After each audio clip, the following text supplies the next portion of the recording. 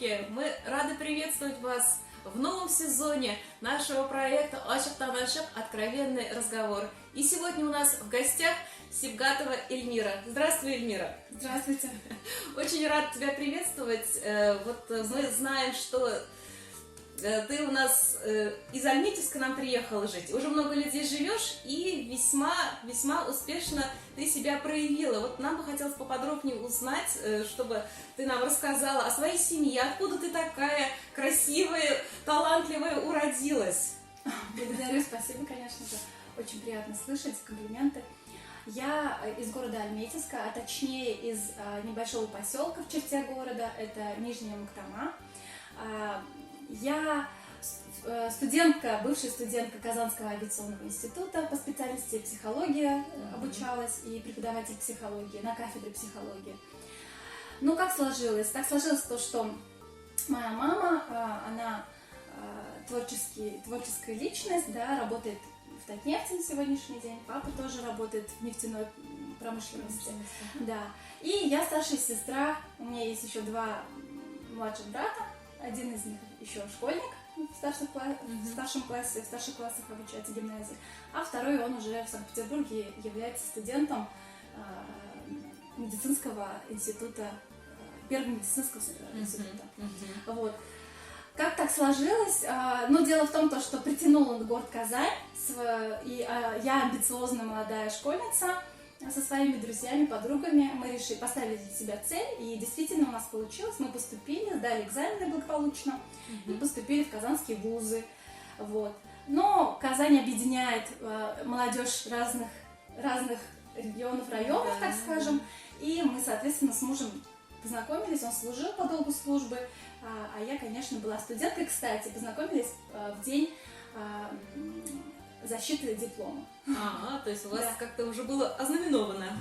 У нас, видимо, так сложилось. И он, получается, уговорил тебя приехать к нам в родную Слободу и жить. Вот как это? Такой амбициозный, такой красивый, такой талантливый, и приехать к нам в родную Слободу? Ну, во-первых, я вышла замуж, и это очень важно, я считаю, в семье, то, чтобы женщина слышала мужа и следовала за ним, да.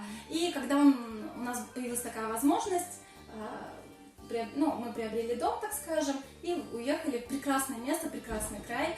Он меня просто свел с ума, и как и всех наших гостей и туристов, так ведь? Да. И я без проблем, ни разу не сомневаясь, мы поехали и проживали. Да, наша родная Слобода — это действительно самое красивое место в республике, смело это заявляю и говорю, поэтому я вот этот момент вас прекрасно понимаю. Я знаю, что у вас 3 замечательных мальчиков, 3 замечательных сыновей, богатырей, которые растут на радость вам, то есть являются опорой, надеждой. И, я же являюсь мамой 3 дочерей, хочу поинтересоваться, вот каково это быть единственной принцессой среди стольких мужчин? Но это, кстати, правильно отмечено, что принцессой, потому что они меня иногда так и зовут. Конечно, мама принцесса. Да, и особенно младший очень часто старается мне делать комплименты и называет меня принцессой, красавицей.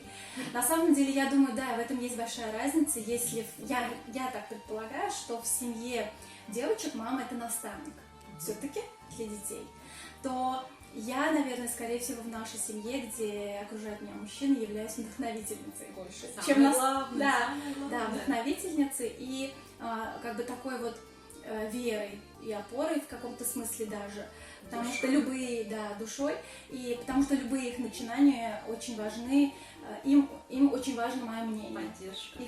И поддержка. И, наверное, музой. Обязательно. Не только мужа, но и сыновей. Эльмира, я знаю, у тебя очень плотный рабочий график, то есть ты, скажем так, осваиваешь новую стезю для нашего района, то есть туризм у нас, сельский туризм, да, я, наверное, так вот даже могу назвать, это стезя довольно-таки сложная, еще не пройденная, и вот ты стоишь у истоков. Сложно, непросто. Вот как у тебя получается совмещать и семейные хлопоты, и такой вот ужасно плотный график? Где твой секрет? В чем твой секрет? Действительно, на самом деле график — это все связано с твоим отношением к этому ко всему. Можно очень поверхностно относиться И, ну, как бы, не особо ставить цели серьезные, и как бы не факт, что они будут достигаться, да.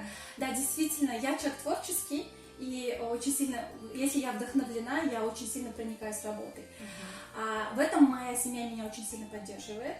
И они свыклись с тем, вообще вот до того, как я в этой деятельности себя как-то зарекомендовала, так скажем, я занималась немножко другими проектами, но действительно и те же проекты были вовлечена была в те проекты, в которые были ранее. То есть моя семья, в принципе, меня знает.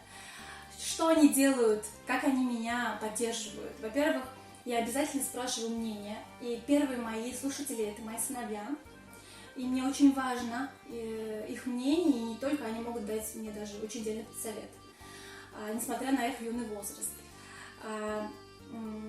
Потому что как бы вот такой взгляд юный, молодой, еще не замыленный, так скажем, да, он свежий, да, и он действительно сподвигает на какие-то новые коррективы, новые какие-то моменты интересные.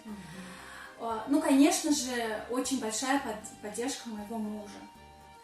Это очень важно, потому что я его готовлю и объясняю то, что вот такой-то проект заранее, может быть, не сильно посвящаю его в эти дела.